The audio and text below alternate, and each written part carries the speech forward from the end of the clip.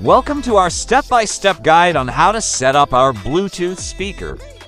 First step, download Lookamp. Next, go to Wi-Fi setting and click on Devices IMEI number. Wait for device to connect. Now go back to Lookamp application, click OK when asking to connect device. Then find Wi-Fi and type in password.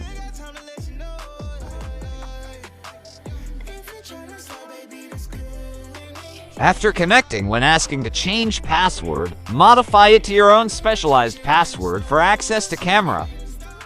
Now you're all set and ready to view your live recording.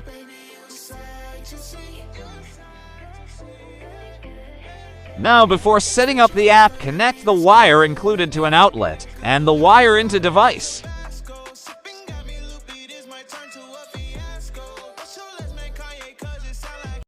Behind the removable piece on the back of device is a switch to turn clock on/off.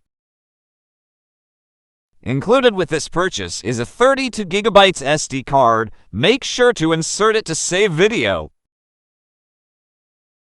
Hope you enjoyed and have an easy time setting up SpySpot's very own Bluetooth speaker.